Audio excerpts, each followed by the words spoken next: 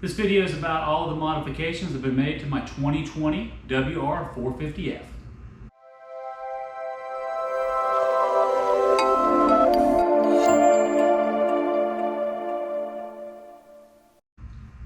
Hey YouTube, this is Robert from Shroud Outdoors. I bought this 2020 WR450F about a year ago, and I thought maybe it's a good time to touch base on all of the modifications that I've done to it during that period of time, and all the changes that have gone on from the stock to where it sits today. With that said, I'm not going to talk about the factory mods that I pulled off. When you first get one of these things, the first three things you should do is gut the exhaust and pull the corking out of it, pull the snorkel out of the airbox, and then kind of untether the throttle where they only have it to where you can go about 25 or 50%. Once those three things are out, you'll notice a significant difference. I went ahead and did not include that in this top of the 10 list, but those are the first things I did. I actually did that at the dealership, had them take care of all that before I started. So let's go ahead and start with number one. Okay, first up is this FMF 4.1 anodized aluminum exhaust add-on. Really just starts about midway through here and comes up the back. This added a tremendous amount of horsepower, and it is blue anodized. When I first put this on, I was shocked at the level of power coming out of this. I do have a spark arrestor on it, as we are going to do some Enduros in the fall. I bought this at Rocky Mountain Sports, and it was about $608. Took me about maybe a half hour to install, maybe an hour at the most. I would highly recommend this. We did a weight on it from the previous one, and it was about a 4-pound difference, so significant increase. All right, number two is we added an AXP Racing Extreme HPDE skid plate. It's about $159. And you can see here, it scrolls around, comes all the way through the bottom, and typically existing factory ones stop about right here. This one goes all the way back and under the undercarriage, gets everything underneath of all of your suspension right here. So I thought this was a very important upgrade. It was well worth the money. Again, this comes from AXP, and it's about $159. I bought this at Rocky Mountain as well. All right, number three, we have two things. We have a front disc guard. I went with Enduro Engineering for this. It also covers the bottom of the fork right here, but this is hardcore. It's made of aluminum alloy. One day I did put some black tape on here to see how bad this gets beat up where we ride in North Georgia, and it was beat all to piss and back. So that comes in at about $109. It's well worth it. It'll protect your disc. Everything's nice and clean. Good airflow through here. Nice protection. I live in North Georgia, a lot of roots and rocks.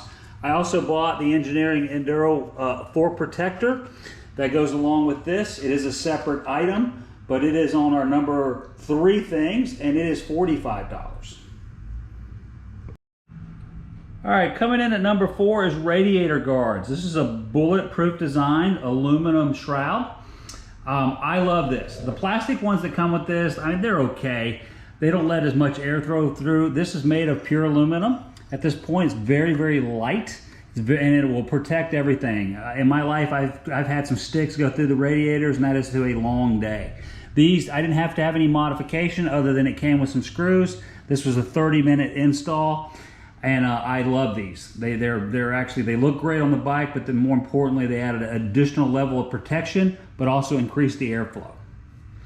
And these were a little pricey at $214, and I bought these at Rocky Mountain Sports as well. Number five is our foot levers. For the brake side, we went with the Tusk. And the reason I pulled off the stock one was A, these look a lot better, but B, this one actually does have some mobility. The stock ones that come from the factory don't have any movement with this particular device, and if something kicks it, it's going to rip it off, versus here, this one will bend a little bit. And this was actually pretty cheap. The brake side was $60, and I have the matching one for the gear shifter, and it was only $20. Okay, continuing with the foot area, I did upgrade the foot pegs to Mojo's, is the one I really liked. These are machine aluminum. I did not buy these from Rocky Mountain. They don't carry them. One of my buddies had one of these. They look fabulous on the bike, but you can see all of these little spikes here along the way. They give you really good traction. They don't tear up the bottom of your boot, but also your boot will stick to them versus the stock one with just the little spikes with no real sharpness to them. Your feet can move around on them. All right, moving up the bike. I'm a big believer in heat guards. These are the P3 carbon heat guards. They are on both sides of your exhaust. These were a little pricey. These came in at $124. Typically your other stuff will exist in right here, and they're made of metal and they get really hot. We go around to the other side as well. This one's really long. It starts all the way up at the radiator and goes back all the way to the frame here. And so they're a little pricey, but I think they're well worth it, and they shed heat really fast, and they're very light. They're made of carbon. All right, moving up to the handlebars. I did replace both the levers here and here with Tusk. These are pretty cheap. The clutch one was $7, the brake one was $9. No real reason other than I wanted to have a spare back of the truck in case something broke. And these black ones really look great. So I pulled the ugly silver ones that come, the machined ones, and I put these in. And again, they're relatively cheap. We're talking $7, $9 a piece. All right, coming at number 9 is the hand grips. The hand grips that come from the factory suck. They are really hard on your hands. I went with the ODI V2 Rogue MX that have the locking capability right here at the front. Very easy. You can sit on both sides here. We've got the locking capability. These feel great. They're very easy, and they also have easy punch outs. So if you are using wraps, which I am, these attach very quickly. This was a 10-minute install, and my hands feel great. They don't get the pain that they normally would get at least from the grip side when riding.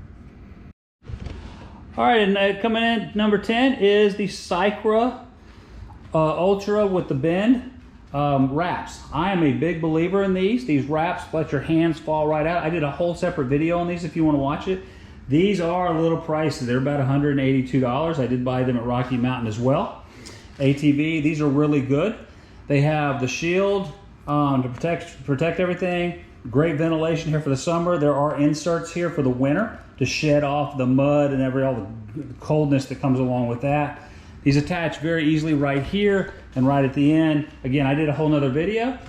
And that is our last mod for this blend. The only other mods that I might do in the coming year is better tires. But at this point, I think this bike is ready to go. We're going to put it in its very first Enduro. Thanks for watching. Everybody have a great day.